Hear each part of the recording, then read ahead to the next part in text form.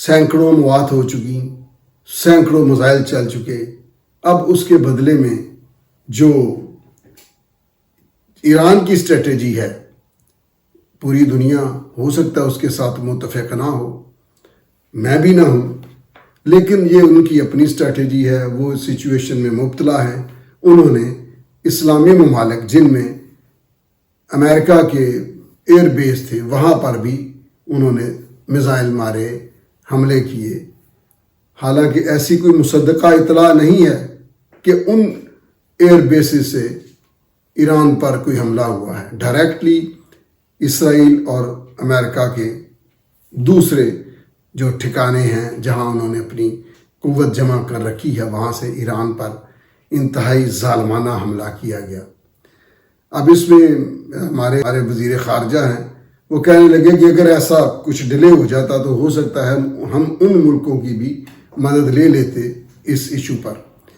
नाजरीन, ये जंग बिलाखिर बंद होगी। कितनी जानें लेकर होती है, क्या होता है, ये कुछ नहीं कहा जा सकता, लेकिन उम्मीद की जाती है कि जल्द ही जंग बंद हो जाएगी 2-4 हफ्ते में, लेकिन बहुत नुकसान हो चुका होगा।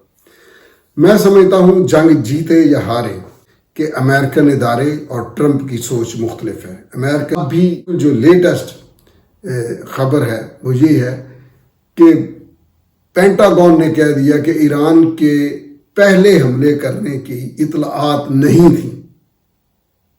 ईरान के हमलों में पहल करने की कोई इतलाआत नहीं थी। नाजरीन, जबकि ट्रंप साहब कहते हैं कि ईरान हमला करने वाला था और हमें इतलाआत हो गई।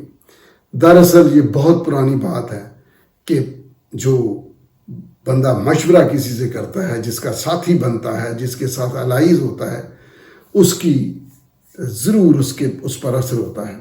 नेतन्याहू तारीख का जालिम तरीन शख्स, जो जालिम तरीन लोग हुए हैं, नेतन्याहू हालिया तारीख में बदतरीन जालिम है और ट्रंप उसके साथ है। फिर ट्रंप की जो पॉलिसीज रही हैं उनमें क्या है कि इक़वाम मुत्तहिदा का इदारा नकारा इर्रेलेवेंट करके रख दिया।